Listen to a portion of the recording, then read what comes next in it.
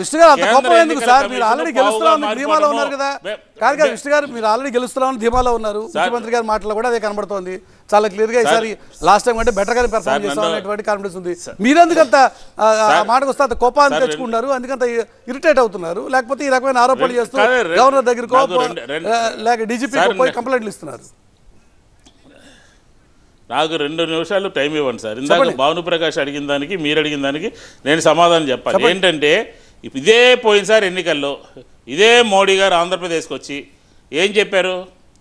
అవినీతి పరుడు చంద్రబాబు అని అన్నాడు. అందరు మర్చిపోదామా? పోలవరం ఏటీఎం అన్నారు, అందరు మర్చిపోదామా?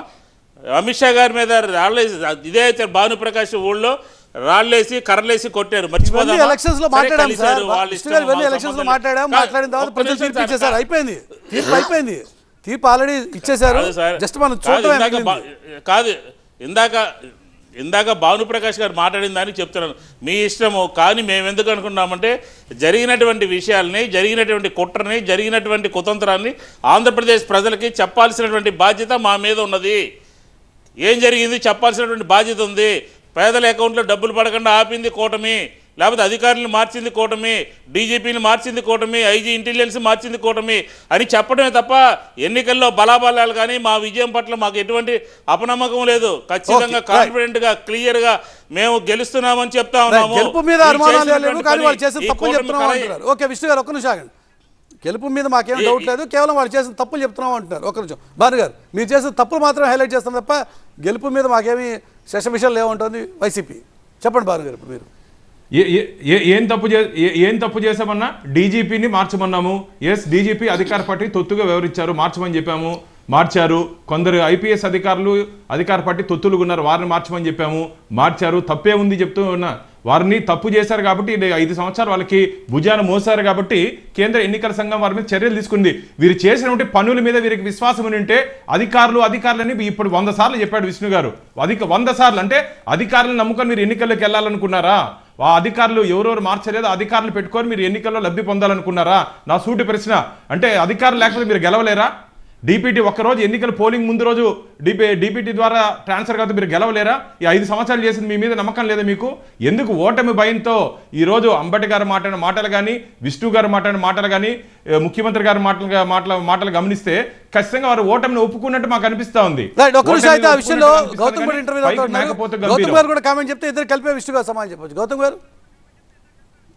మురళి గారు చెప్పండి.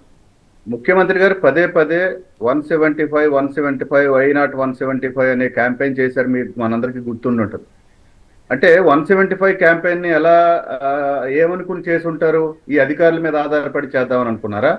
లేదా డీపీటీని ఎన్నికల ముందు రోజు డబ్బులేసి ప్రలోభ పెట్టి గెలుద్దాం అనుకున్నారా? లేదు, ప్రజలకు వెచ్చలవిడిగా 2000 3000 ఓటుకు పెంచి నిన్న నవరత్నాలు పోయి దశమరత్న పథకాన్ని అమలు చేసి, ఓట్ల కొనుగోలు పథకాన్ని అమలు చేసి గెలుద్దాం అనుకున్నారా? కనుక ప్రజాస్వామ్యంలో ఇద్దరు కూడా ఎవరి వ్యూహాలు వాళ్ళు, ఎవరి ఎత్తుగడలు వాళ్ళు అనుసరించారు. ఈ ఎన్నికల్లో ప్రతి వ్యూహాలు కూడా వేసుకున్నారు. వాళ్ళు కూటమి కట్టింది అదే లక్ష్యం కావచ్చు ఖచ్చితంగా. వీళ్ళు కూడా అధికారులను వాళ్ళనే పెట్టుకుని భయపెట్టి ఎన్నికల్లో గెలవాలనుకోవచ్చు, అది కూడా కావచ్చు. రెండింటిలోనూ వాస్తవాలు ఉన్నాయి. ప్రజలకి ఇప్పుడు అర్థం అవుతుంది. రాష్ట్ర ప్రభుత్వము ఎలాగైనా గెలవాలి 175 అని తన బలాన్ని, తన ఎత్తుగడల్ని ప్రదర్శించాలనుకుంది.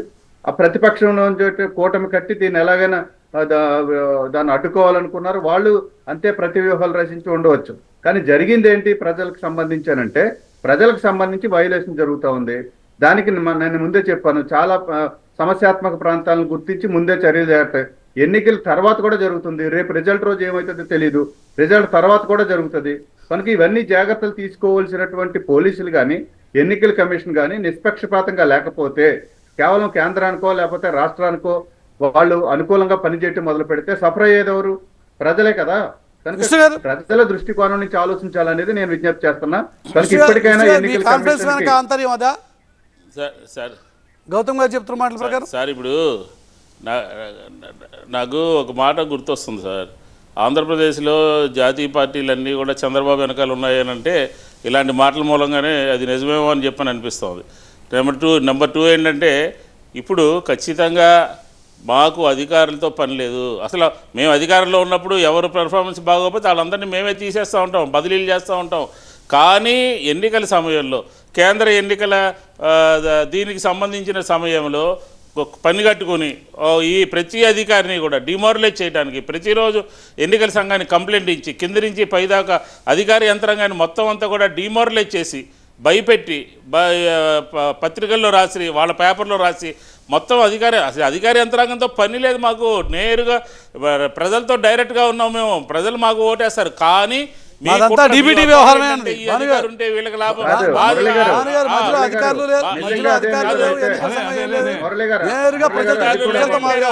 ఎవరైనా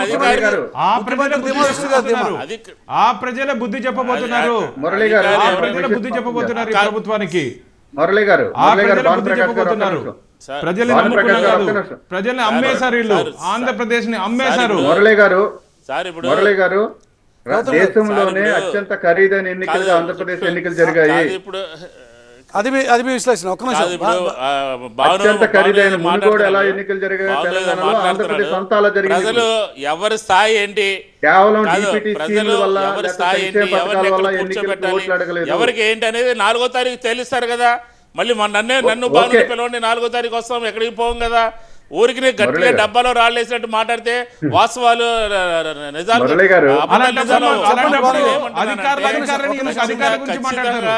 ఖచ్చితంగా అధికారులతో పని లేదు, మేమే మారుస్తాం. అధికారులు ఎవరు పని చెప్పితే అప్పుడు మేమే మారుస్తాం. కానీ కీలకమైనటువంటి సమయంలో నేరుగా ప్రజలకు సంబంధించిన వ్యవహారం, నేరుగా ప్రజలతో మాకు సంబంధం, నేరుగా DBT ద్వారా మా డైరెక్ట్ ట్రాన్స్ఫర్ మా వ్యవహారం అంతా కూడా అనేది వైసీపీకి ఉన్నటువంటి కాన్ఫిడెన్స్. ఎవరైనా పెట్టుకోండి, ఓవర్ కాన్ఫిడెన్స్ అంటున్నా. ఆ ప్రజలు ఈ రోజు ఓటగొట్టబోతున్నారు. ఆ ప్రజలు ఎన్నికల ఓటనే ఆయుధంతో, ఆ ప్రజల ఓటనే ఆయుధంతో 5 సంవత్సరాలు భయపడిచ్చారు. 5 సంవత్సరాల స్కీములు మొన్న వీళ్ళు అంటున్నారు మొత్తం గెలిచామని చెప్పి. ఎన్నికలు కాదు, ఎంపికలు. ఆంధ్రప్రదేశ్ లో